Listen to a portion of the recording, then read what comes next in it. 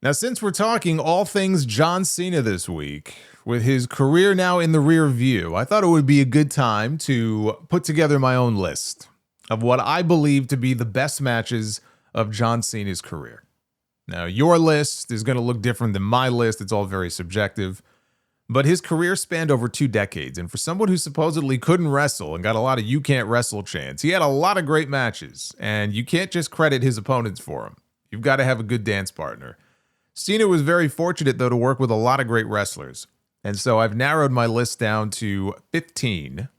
But first, I've got 6 honorable mentions for you, so basically 21 matches in total. But these 6, they didn't make the countdown, but they are still great matches that are worthy of you going ahead and checking out. John Cena against Eddie Guerrero in a parking lot brawl from the September 11th, 2003 episode of SmackDown. This was heel Doctor of Thugonomics Cena, who stole Eddie's lowrider, which led to this match. And it was pretty brutal. I mean, lots of cars got smashed up. They had all the cars in a circle in the parking lot, and wrestlers were all gathered around. It's like something out of a movie. And the cars got all smashed up. Their bodies got smashed up. At one point, Eddie even put the windshield wipers on. Cena got windshield wiper fluid in his eyes. This was the first really great thing that I can remember Cena doing or being a part of this early in his career. And working with someone like Eddie, obviously, was a big plus for him. John Cena against Rob Van Dam, ECW One Night Stand 2006. The match itself, bell to bell, it's solid. It's fine, but it's all about the atmosphere inside the Hammerstein Ballroom that night. It was like few matches that I have ever seen before. I mean, you talk about walking into enemy territory. That is what Cena was doing that night. And the image of him tossing his t-shirt to the crowd and getting it thrown right back at him is maybe more memorable than the match itself. That and the "If Cena wins, we riot" sign up in the balcony. And then to top it all off, Vince McMahon has RVD go over on his top star to win the WWE Championship. RVD was a double champion. He had the WWE title and he had the ECW title. He was on top of the world. This was the peak of his career. And then 3 weeks later, it all came crashing down and he shot himself in the foot and he got arrested with Sabu on a drug charge. And WWE suspended him, but not before allowing him to defend the title on Raw so that he could drop it in a triple threat match to Edge. And the very next night, he dropped the ECW title to the Big Show. One thing Vince never had to worry about was John Cena being pulled over and arrested. RVD has no one to blame but himself for that one. John Cena against Randy Orton in a 60-minute Iron Man match at Bragging Rights in 2009. It's hard to go 60 minutes in the ring. It's even harder when you know that the match can't end until you go the full 60. People tend to tune out for the first half, right? It could be boring. So it's very important to keep things moving and exciting. It's one of the reasons I'm not a big fan of that first Iron Man match with Bret Hart and Shawn Michaels at WrestleMania. I think it's overrated. And I think the Iron Man stipulation worked against them. Up until we got Bryan Danielson against MJF in AEW, I had Rock and Triple H at Judgment Day as my favorite Iron Man match. This one is not my favorite, but it's similar to the Rock and Triple H one in that they kept the action moving and we got a lot of falls. Triple H beat Rock 6 falls to 5 in their match to win the WWE Championship. And here, John Cena beat Randy Orton 6 falls to 5 to win the WWE Championship. So they followed the same blueprint. This is the best of all the matches that John Cena and Randy Orton ever had against each other. I put it slightly above their match the month before at Breaking Point. That was the I Quit match. Team Cena against Team Authority from Survivor Series 2014. The Authority dominated WWE television for quite a while, and this was the culmination of this big Survivor Series traditional elimination match. John Cena leading his own team. And the stipulation was that if the Authority team won, Triple H and Stephanie would continue running WWE, and every member of John Cena's team, except for himself, would be fired. But if Team Cena won, then the Authority would lose their power. And they had one of the best traditional Survivor Series elimination matches of the decade when they were still doing them. This was an excellent match, and the story they told was very dramatic. Came down to Dolph Ziggler having to fight 3 members of Team Authority all by himself at the very end of this, basically fighting for his job. This was the match where Big Show turned heel for, oh my God, I don't even know how many times it would have been at this point, but he turned heel again, causing John Cena to be eliminated, and he ended up joining the Authority to keep his job. But Ziggler was really the standout here in this match. And then the big moment at the end, of course, Sting makes his WWE debut, puts down Triple H with a Scorpion Death Drop, places Dolph Ziggler on top of Seth Rollins, and Ziggler gets the win for the babyfaces. Wouldn't you know? Big debut, big crowd-pleasing moment here at the end. And everybody was really, more than anything, they were happy that the Authority was officially disbanded after this. Or so they thought, because it was only a few weeks. They ran an angle where the Authority was threatening to break Edge's neck if John Cena did not reinstate them, which he did. So after all this, John Cena was the one responsible for reinstating the Authority, who then proceeded to fire a whole bunch of the wrestlers, including Dolph Ziggler, who were in that match anyway.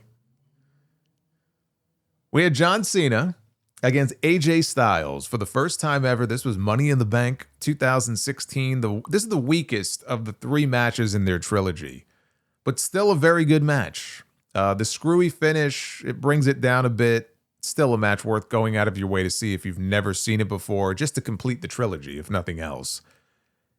And lastly here with these honorable mentions, the Elimination Chamber match from 2017. John Cena, Bray Wyatt, Dean Ambrose, AJ Styles, Baron Corbin, and The Miz. This is one of the better chamber matches that they've ever done. And this is when they debuted the new chamber, which had all the padding, and it just wasn't as menacing as the old one. Safer, but just not as menacing. This is the one where Bray Wyatt won the WWE Championship, which was really the pinnacle for him, as it turned out. I mean, he didn't have it for very long. I mean, I guess you could say the Fiend stuff maybe was the pinnacle because that was a whole different character, and he won the Universal title. But, you know, as Bray Wyatt, as himself, this really was the pinnacle for him in WWE. And he did not have the championship for very long. He dropped it to Randy Orton in their terrible match at WrestleMania. But this chamber match was excellent, and Cena was a part of that. So that's my list of honorable mentions. And with that out of the way, let's get to the countdown. The top 15 greatest matches in the career of John Cena. I'm going to start with number 15. We're going to work our way all the way up to number 1. Number 15, John Cena against Brock Lesnar at SummerSlam 2014. This is the greatest squash match in WWE history. And 2014 was a very big year for Brock Lesnar because that is the year that Brock Lesnar beat The Undertaker at WrestleMania and ended the streak, which I disagreed with. A lot of people did. But then they had to do something to keep him strong after that and not waste it. Yeah, there are a lot of people who think the streak never should have ended. I think the bigger issue also was if you're going to break the streak, right? And this is kind of timely since we're talking about John Cena and putting over, the next generation of stars and all that. Would it not have been better to have The Undertaker lose the streak to somebody on the rise like a Roman Reigns, right? Before everybody turned on Roman. Would it not have made more sense to do something like that? Was it something that Brock Lesnar needed? The answer is no. Brock didn't need it. You could have taken a different path to really getting Brock over as an unstoppable monster. Him being able to go around and have Paul Heyman go around and say, I'm the one in 21-1. It became part of the gimmick, and it was very effective. Did it have to go down that way? The answer is no. But they did it, and so if you did it, you better not waste it. Daniel Bryan won the WWE Championship at WrestleMania on that same show, that same night. And unfortunately, he got hurt, and he was forced to vacate the title, which Cena ended up winning in Money in the Bank, and that was his 15th World Championship. His reign was short-lived, and I do believe that had Daniel Bryan not gotten injured, the spot that ended up going to John Cena as the victim at SummerSlam, that spot was meant for Daniel Bryan. And Daniel Bryan would have been just torn from stem to stern by Brock Lesnar and left for dead in the ring in that SummerSlam match. That massacre was intended for him. It was not intended for John Cena. But that massacre would not have been as impactful if it happened to anybody but John Cena. 16 German suplexes. There was a regular one, too. I think 17 suplexes total in the match. It took some brass balls on their part to do that finish, to do that match in the way that they did. There was no 50-50 booking here. This was as decisive and one-sided as you will ever see in a pay-per-view main event. It was like, I compared it at the time to Doomsday beating Superman to death in the comics. That's what this was. And it was a novel thing at the time. It was like, how do you even rate a match like this, right? I mean, you don't rate it in the same way that you rate most other matches in terms of work rate and the moves, but they told a story, and it was one that was uncomfortable to watch. It was one that was completely unexpected. And one thing you can't say is that they didn't take advantage of Lesnar being the one to end the streak. They went all the way with him. He didn't just end the streak, he murdered John Cena in a way that no other main eventer in the history of that company has or would have allowed themselves, frankly, to be portrayed. So we talk about how giving Cena was with many people. There's prime example number one when it comes to that. Like, can you imagine any other main event attraction in the history of WWE up to that point, whether it's Hogan or Savage or Warrior or Brett or Shawn Michaels or Steve Austin? I mean, maybe The Rock, because The Rock tended to be pretty selfless. I mean, he put Brock over at SummerSlam himself, but very few, if any, would have done what John Cena was willing to do in that match. That's what makes this match special. Number 14, John Cena against Kevin Owens from Money in the Bank 2015. Kevin Owens didn't have a long time as the NXT champion before we saw him pop up on Monday Night Raw. This was during the period where John Cena was the United States champion and he was doing his open challenges. And Kevin Owens came in one night and laid him out. And it led to a match at Elimination Chamber, which took place in May that year. And Kevin Owens beat John Cena clean in the middle of the ring. There was no outside interference. There was no cheating. There was no debate about, oh, you know, look what he did to win. Like, he beat him. He beat him clean just a few weeks before this. And that was shocking at the time. This was the match where John Cena got his win back, but this was the better of the two matches. And this was the best match in the trilogy of matches that they had that year. They established Kevin Owens as someone credible right out of the gate. This was Cena in his prime, you know, Cena in his physical prime, and Kevin Owens beating him decisively, which led to this match. And, you know, yeah, they went, I can't even say 50-50 because, again, there was another match, and I believe Cena won that match as well. But right out of the gate, they made you kind of sit up and take notice that, hey, this guy is someone to pay attention to. That's how you get somebody over. Number 13, John Cena against Cody Rhodes at WrestleMania 40. Yeah, right. You give me a fucking break. Give me a break. No, SummerSlam 2025. I said it earlier. I said, how do you go in 1 year? How do you go from having one of the worst matches of the entire year to having one of the best? Such is the case with John Cena. It's like, how do you go from having a heel turn that in the moment felt like, man, this is one of the greatest things ever, and then having it end up being one of the worst? It was quite the year for John Cena. It was very up and down. This match, though, was, to me, the marquee match that will, in ring, will define this retirement run. And some people may say it was the match with AJ at Crown Jewel, and that's fine. That was fantastic also. But this right here was Cena turning around, dropping the belt back to Cody, which always felt like it was the plan. But it ended up being babyface against babyface. They bumped up in Cena's own words, they bumped up the timeline on that a little bit more than they had expected. But they went out there for well over 30 minutes. It was actually closer to 40 minutes. I think this went 37. And they wrestled, they brawled into the crowd, they brawled back to the ring. Yes, there was a lot of finisher spam from both of them, but they had the crowd in the palm of their hand. This was the match that really opened up my eyes as far as like, wow. Like, I didn't know that Cena still had a match like this left in him. And it took Cody as the first one this year to really bring it out of him. This was an excellent match. The complete and polar opposite of what we got at WrestleMania from these two. So I'm glad they had the chance to, at least a little bit, wash the stink off from what happened in Las Vegas and go out there in New Jersey and have a match of the year candidate. And I think part of the reason I also rank this in his top 15 is that as great as the match itself was, it was what it represented. It represented the fact that John Cena still had a match like this left in him. And that's what we got here between him and Cody. Number 12, John Cena. And I know this is a favorite of many of you, and you would probably have this a lot higher, but I have this in number 12. John Cena against Edge.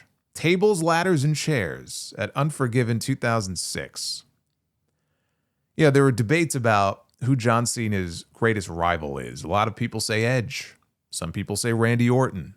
I say CM Punk. I've got Punk and then Edge right behind him. But either way, Edge is way up there on the list. This is their greatest singles match right here. They were in Toronto, so naturally it was a very pro-Edge crowd, very anti-Cena. Although a lot of the crowds back then were anti-Cena until he would win, and then they would cheer. This was a TLC match, so it was a lot of spots. It was very slow early on, a lot of setting up those spots. I think people, more than anything, they remember this match for the finish, more than the match itself. That was a very crazy bump at the end that Edge took. As TLC matches go, I think it's a great one, but it's still more a collection of spots and big bumps than anything else, story-wise or anything like that. So up against a lot of other matches on this countdown, I cannot rank this above those. It makes my top 15, though, but I just can't put it higher than this. And where this match was more about the spots and the crazy bumps, the next match was the opposite. Still doesn't rank in my top 10, so this may upset some people, but coming in at number 11... John Cena against Shawn Michaels on Monday Night Raw from London, England, April 23rd, 2007. One of the greatest matches in Raw history, but also one that I think people overrate because of how long it was. This was a rematch from their WrestleMania 23 main event, which Cena won. Here they went 55 minutes on a taped show from London, which was marred by commercial breaks. When you have a match that long, it's just the way it is. It's kind of like when Kurt Angle and Brock Lesnar had their Iron Man match on SmackDown, when SmackDown was on UPN. Having a 60-minute match on television, what do you expect? You know what I mean? You're going to get a lot of commercial interruptions. It was better than their WrestleMania match, and it was a test for John Cena. This was the first time he really silenced some of the people who didn't think he could wrestle. He went out there for almost an hour, and he wrestled his ass off as best he could against maybe the greatest of all time in ring, right? Who could do this in his sleep.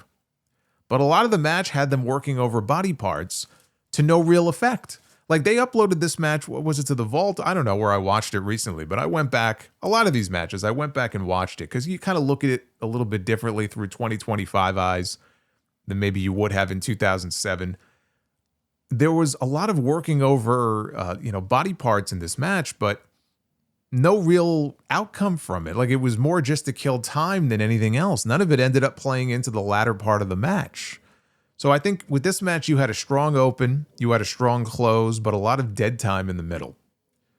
Certainly one of Cena's better matches and one of his more memorable ones, but it doesn't crack the top 10 for me because I just don't think it's as good as the other matches that I have in here. And to that end, let's get into it. These are the 10 best matches of John Cena's career. Number 10, John Cena against Umaga. Last man standing at the Royal Rumble in 2007. So this was a few months actually before the Shawn Michaels match. And like Gunther last night, Umaga was the perfect foil. He was the perfect monster foil for John Cena in this match. And this was only weeks after Cena had gotten pinned on television by Kevin Federline, Mr. Britney Spears, at least for a few more months, thanks to an assist from Umaga. And Cena pinned Umaga with a roll-up at New Year's Revolution. He was pretty pissed off about that. This was great stuff. Cena, he survived him more than anything else, and he chokes the monster out with the ring rope wrapped around his neck. Legitimately choked him unconscious. He choked him out. He tried to get the words out. Umaga was trying to get the words out to tell Mike Chioda, but he couldn't do it. And he went out, and Chioda started to panic, and the match ended. And so Umaga starts coming to, and Chioda's like, you passed out. Are you okay? What happened? And he's like, oh, I was like, oos, I passed out. I passed out. It's like, no shit. Yeah, it was pretty fucking scary there. You could kind of tell, too, if you watch back, like the expression on Umaga's face. It's like, oh, man, he's selling it really well. Like, no, the man is being choked unconscious. It's about as real as it gets.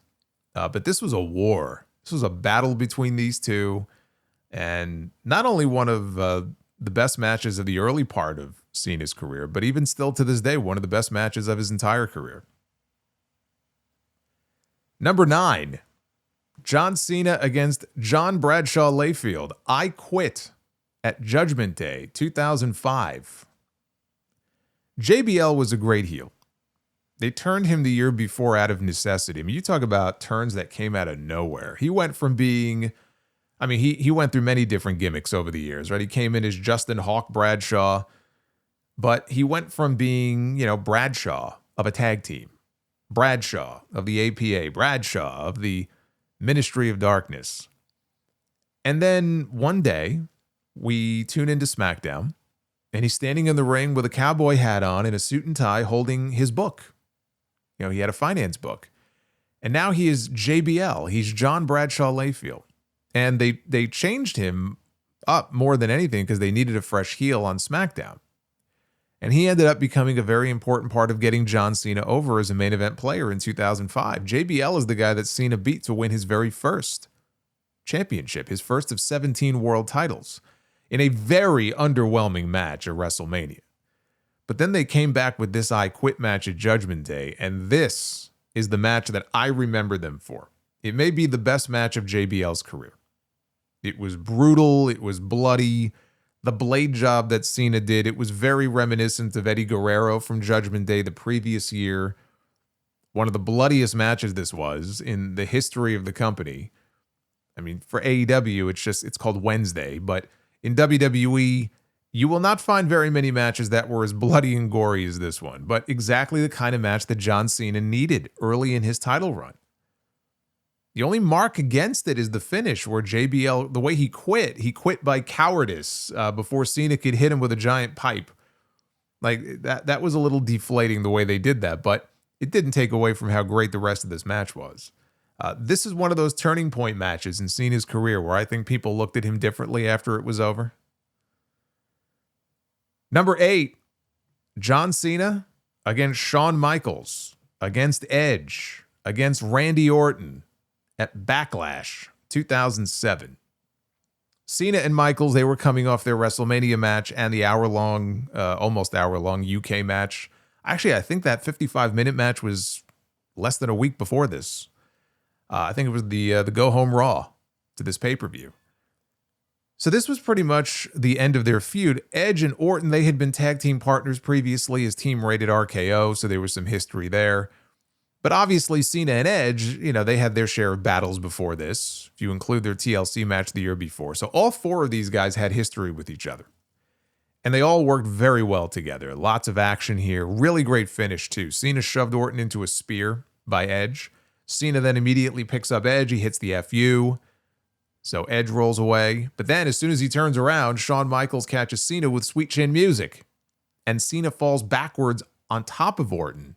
And he scores the pin to retain the title. Shawn was just a split second too late in breaking up the pin. A great finish to a great fatal 4-way match. Number 7, John Cena against AJ Styles at the Royal Rumble in 2017. This was the finale of their trilogy. One that saw AJ come into this undefeated against John Cena in their previous 2 matches. It is the match that will be most remembered for John Cena winning number 16 and tying Ric Flair for the most world championships. They were at the Alamo Dome for this one in San Antonio, 52,000 fans. And the cool thing about this match, it's the thing I love the most, the little fact about it, is that not one time did these 2 guys leave the ring. Not one time did they fight into the crowd, did they grab a weapon, did they put someone through the announce table or do a dive out over the top rope. For 25 minutes, they kept the action in between the ropes because they didn't need to do any of that other stuff. They let the wrestling speak for itself. This was a great match. Number 6, John Cena against Seth Rollins against Brock Lesnar at the Royal Rumble in 2015. Rollins came into this holding the Money in the Bank briefcase, which he would end up cashing in at WrestleMania that year. Lesnar, by this point, now this is the beginning of the year after he beat the streak and he squashed Cena. So he's just in full monster mode. He was the unstoppable beast, right? His title, though, is in real jeopardy here because it's triple threat rules, which means he doesn't have to get beat to lose the belt. Rollins putting him through the announce table with the diving elbow, and then Lesnar rising up later in the match, because that took him out of the match for a while. But then later on, out of nowhere, he just re-enters the fray out of nowhere and starts to destroy both guys. And then the finish was great, too. Like, everything about this match was just great. Everybody had a chance to shine. One of the best triple threat matches in WWE history on one of the worst pay-per-views that WWE has ever produced. Like, how does that happen? How does that actually, you know what it kind of reminds me of? SummerSlam in 1995. Definitely one of the worst SummerSlams that they've ever done. And yet on that show, you have what I would argue is the better of the two ladder matches that Shawn Michaels and Razor Ramon ever had. That's actually the only reason they even put that match on the show. Originally, they were going to do Shawn Michaels against Sid for the IC title on that show. And I think they looked at the card, especially with that Diesel Mabel main event, and they realized, you know what? I think we need some help with this show. So why don't we just run back the ladder match again between these two? Because now they're baby faces. We'll just run the ladder match back. It's a good thing they did. The only saving grace of that show. And this triple threat match is the only saving grace of that pile of shit that is the Royal Rumble in 2015. Number 5. Now we're in the top 5. John Cena against Brock Lesnar at Extreme Rules 2012. You've noticed I've mentioned Brock's name several times already. There was a certain chemistry that these two had that unfortunately was not replicated this year on this retirement tour. But they were a part of a lot of classic matches together, and this was one of them. This one is my favorite out of all of them. Brock had just come back to the company in 2012 after 8 years away. Showed up the night after WrestleMania 28. So Cena had just lost to The Rock the night before. And I was in the building that night when Cena came out for that closing segment. He was coming out, and I think he was asking for The Rock to come out or to come back out. And so everyone's waiting around for, I'm trying to remember if I knew in advance that Lesnar, I probably did hear something about Lesnar, because by that point it was probably known before that show was over. But I just remember being in the building and they hit the music and the reaction that Lesnar got when he came out. It was a monster pop that he got. I mean, you could just watch it on television and know. And Brock comes out. He was coming also off the UFC run as the UFC heavyweight champion. He came back into this company with a credibility that even before, as great of an athlete as he was, NCAA and all that stuff, it was a level of credibility that he did not have when he left the company in 2004. He was a totally different person now. We never saw that version of Brock Lesnar from 2004 ever again. Like he never dressed the same way. He never wrestled the same way. This was a new Brock Lesnar. He had wrestled John Cena previously. That was very early in Cena's career. They even had a pay-per-view match at Backlash. But he comes out and he circles the ring like a shark, and he lays him out with an F5. And then they announced that at Extreme Rules, they were going to have a match. His first match back, he's wrestling John Cena. And they go out there, and what they proceeded to do was have a match unlike any other main event that we had ever seen before on a WWE pay-per-view. Now, today, if you were to go back and watch this match, I can understand people watching it and going, well, it's a Brock Lesnar match with blood, but it's a Brock Lesnar match. It's like every other Lesnar match that we've seen since he came back. At the time, though, this was like, wow, I've never seen anything like this before. Right out of the gate, he takes Cena down. Dude, it was not longer than the first 15 seconds of this match. 20 seconds. He's dropping elbows on this man's skull, and he cracks him open, and John Cena is bleeding, which is something you did not see a lot of back then on WWE television. He's already bleeding. And the referee calls the doctor over. The doctor comes in, and Lesnar's bouncing up and down. It feels like this is a fight that's about to be called off, and Cena just keeps fighting him, and it felt like a fight. It didn't feel like a wrestling match. It didn't feel like a WWE pay-per-view main event. That's what made this so unique and so, to me anyway, so exciting, is that it was different. It felt like a fight. It felt like a battle. And there were some cool spots in the match. There was one of the scariest spots I've ever seen where Lesnar at one point had brought the ring steps into the ring. Cena was out on the apron, and Lesnar, he comes off the ropes. He leaps off the steps with like a diving, I don't know what he was trying, a diving elbow, a diving forearm. But he got such height on this jump. He not only knocked Cena off the apron, but he went over the top rope. His legs clipped the top rope and he flipped. And he damn near landed on his neck. As it was, he was teasing that he hurt his knee. I thought he tore his knee out. And he's kind of shaking it off and he bounces up and he's laughing because that wasn't supposed to happen. So, they redid the spot. Cena hit him in the head with a chain. Cena ended up winning. And I vehemently disagreed at the time on the podcast with that decision. I still, to this day, I look at that and go, I cannot believe that they had John Cena win this match. This is Brock Lesnar's first match back. He's, this killer from the Ultimate Fighting world. And you beat him in the very first match. I think that was their way of humbling him. I think that was their way of like, okay, we don't know necessarily how long we have this man back for. And it's been, 8 years and maybe this isn't going to work out. So let's just get out of him what we can, and see how he reacts to it. Evidently, he didn't react well. I remember the stories about what happened backstage that night coming out. And I think what it was is he was very upset about Cena not selling the beating when the match was over. Cena cut a very bizarre promo when that match was over, to the point where it was like something you would expect him to say to the house and not people watching at home, where at the end of it, he's like, all right, drive home, get home safe, and all that. But like, he's talking about how he's going to be going away on a vacation. He's acting like his arm is gone. He hurt his arm. But he's like, no selling everything that he just went through here. And I think that's what got Lesnar, as I recall. He was very upset about this. But just everything about this match, I love. Even going back and watching it again, there's a level of excitement to it that a lot of WWE matches, they can't replicate it. They just can't do it. This is still to this day one of John Cena's greatest matches.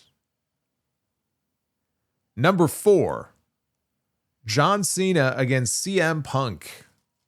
February 25th, 2013 on Monday Night Raw. This was the last match that these two men had in 12 years until they wrestled in Saudi Arabia this year. This is the famous pile driver match, as it has come to become known.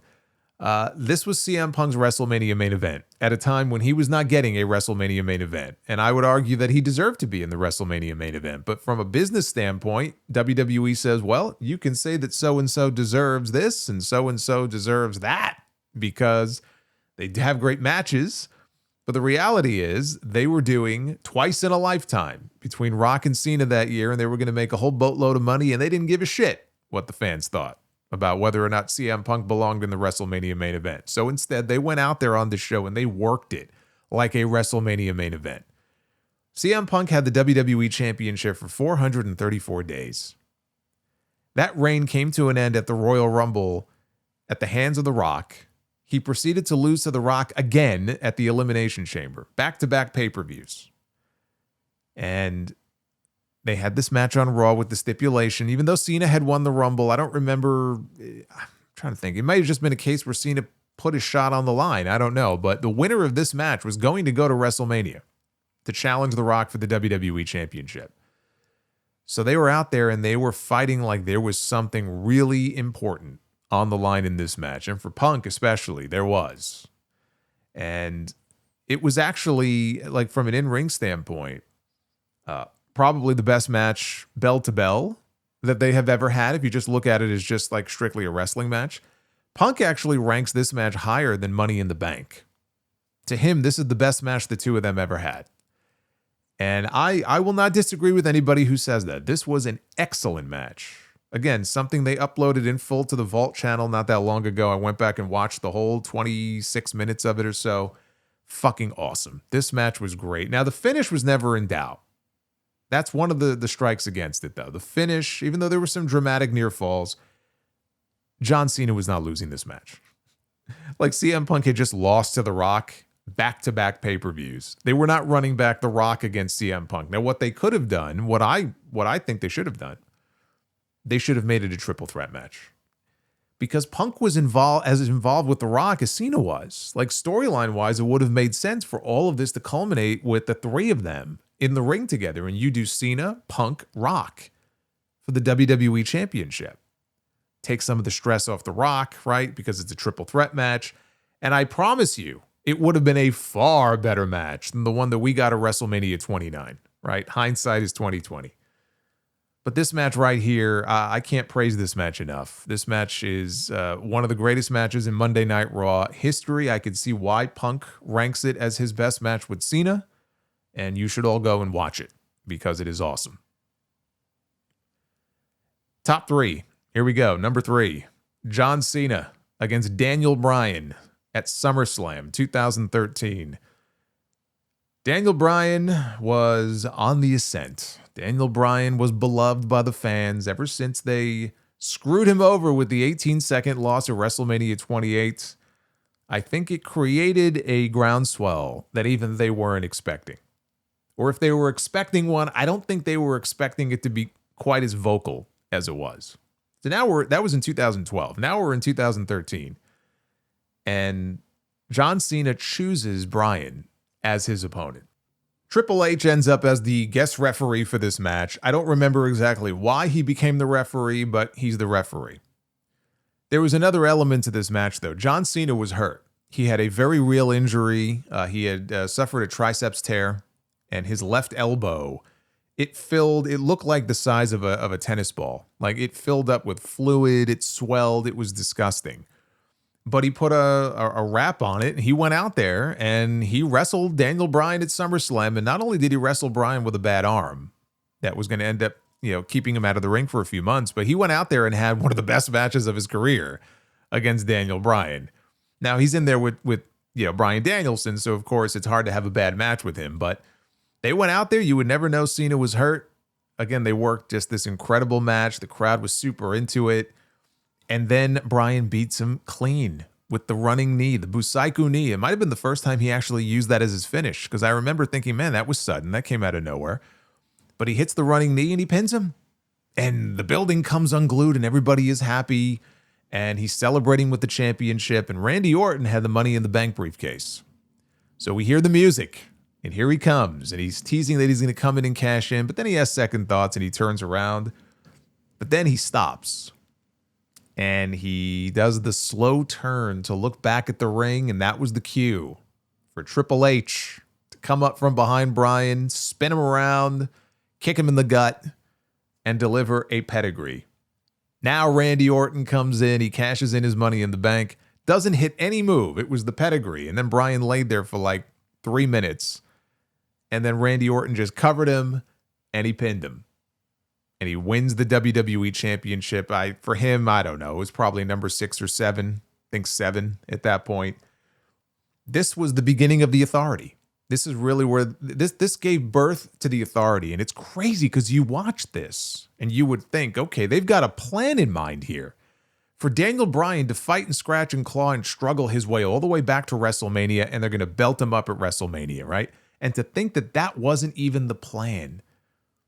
In Bryan's own words, that is not what the plan was. It just ended up that way. It was kind of a happy accident that it ended up that way, in part because CM Punk walked out.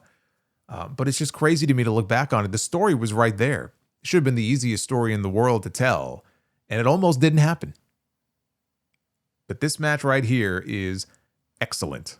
And Cena taking a clean loss to him was just the biggest win of his career up to that point. That's where a star like Cena, in 2013, in the position that he was in, having just beaten The Rock at WrestleMania, going in there and not just doing a job for someone, but doing a clean job to their finish in the middle of the ring, it just meant the world, for Bryan's career.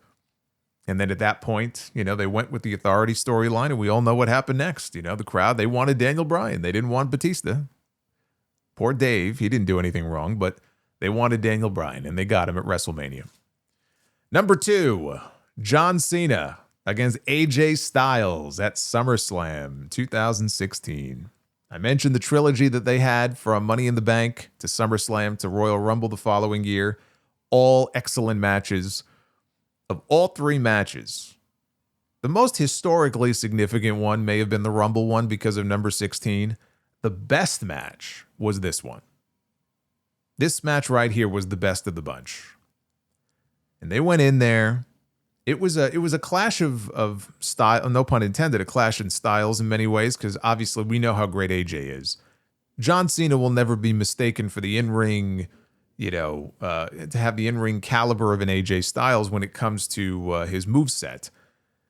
But the thing about Cena, when you look at his career, he's been in the ring with so many different people of different stripes that were very different than him. Whether it was someone who came up on the independents and was known for their great work rate, like an AJ or a Daniel Bryan, or he could be in there with a monster like Brock Lesnar or Umaga, or he could be in there with a brawler like JBL and then do the blade job. Like different matches, different periods of his career, he tended to excel, I feel like, against people who were very much not like him. He could adapt to their style. Part of it was them also carrying him and bringing him up to their level. But I think he was very good at that. Him and AJ just had a certain chemistry that some people don't have. He and AJ had a chemistry that he and Randy Orton didn't have. That's what I mean when I talk about him and Orton and their rivalry. Oh, it's, classic feud. It's really not. And I never felt like they had a chemistry the way that Cena had with an AJ Styles or a CM Punk or an Edge. Just wasn't the same thing. But of the matches they've had, and the one this year was excellent too, but this right here is the best of the bunch. And again, as was the case with Daniel Bryan, how does it end? It ends with John Cena taking a Styles clash and then a phenomenal forearm and doing a clean job to the man and his finish. And what a shot in the arm in terms of credibility. Not that he needed a whole lot of credibility, but still being, in the ring with John Cena and beating him clean, that was a big boost. And in fact, it was such a big boost, I think it was the very next month, was it not? Whatever that pay-per-view was, I think he wrestled Ambrose, and AJ won his first WWE championship right after this. And number one, the best match in the career of John Cena.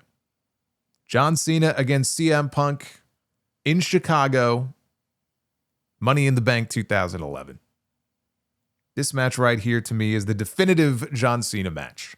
This match right here is why CM Punk is John Cena's greatest rival, because it's like oil and water. Opposites attract. These two define that to a T. Opposites attract. You cannot find two personalities more diametrically opposed to each other at that time than John Cena and CM Punk. CM Punk was punk rock. John Cena was not. CM Punk was the guy out there with the piercings and the tattoos. John Cena was clean shaven, clean cut. I mean, he was just like Mr. America in that ring, right? He was just the quintessential white meat babyface. He was the polar opposite of CM Punk. John Cena was the quintessential company guy. CM Punk was anti-authority. John Cena was everything Vince McMahon saw in a top star. CM Punk was the exact opposite. That's what made their feud work so well. That and the promos between them. But the story going into this match is also what helps make this match, because CM Punk, he was done. He wasn't happy with his position. He just wasn't happy in general with what they had him doing. He saw himself being higher in the pecking order there. They did not. He knew he had some enemies behind the scenes. His contract was coming up on July 17th, and he said, you know what? I'm done. But then he ended up in this championship match against John Cena at Money in the Bank, which just so happened to coincide with the exact day that his contract was expiring. And by all accounts, it was a very legitimate situation. He didn't actually sign the new contract until the day he got to the building there in Chicago. Maybe they agreed to it days earlier, but he put pen to paper that night before the match. That's how down to the wire it came. He was 1 foot out the door. And they threw a bunch of money at him and probably made some promises. And Vince said, we'll put the belt on you. And Punk ended up staying, but we didn't know that. So the story going into the match, I mean, it was really art imitating life. Punk said, I'm leaving WWE. Like, this is my last match. I'm going to beat you and take the WWE championship, and I'm going to leave with it. That's where the whole pipe bomb came from. Maybe I'll bring the belt with me and go to Ring of Honor or New Japan Pro Wrestling, right? What a trip that would have been had he actually done that. But that's where the pipe bomb came from. And there was a great video package too. Actually, you know what? Somebody asked me about that on the stream last night. What's like my favorite all-time John Cena video package? It might be that one. It might be the one they put together for the match at Money in the Bank. I remember that one being well done. I think it ended with Punk going, do I have everybody's attention now? From the moment Punk came out here, I mean, the entrances. Punk is a fucking hero walking out there in Chicago. John Cena's music hits. Punk is sitting cross-legged in the ring. They hit John Cena's music. I've never heard a crowd in unison boo the way they booed this man when he came out to the ring. I mean, you could picture the Hammerstein Ballroom at One Night Stand when he came out against RVD, but in a bigger building. Like that's the reception that you talk about enemy territory. That's the reception that John Cena got here in Chicago. And then they went out there and the match they had was just tremendous. Tremendous. I mean, Punk may say that the Raw match was the better match. In ring, bell to bell, probably, yeah, I would give that the edge, but this was an excellent match all by itself. And the dramatic near falls because of the story. Because, oh my God, if this guy wins the championship, he's going to take the belt and leave. We can't allow that. Michael Cole is on commentary being completely biased. Like, tap out Punk, tap out Punk. The story helped elevate this match to another level. The story, the setting, personalities, the title being on the line. Everything about this match was magic. This was magical. I don't use that word very often. In terms of wrestling magic, that's what this match was.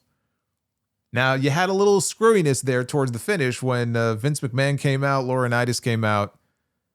But that aside, he gets back in the ring.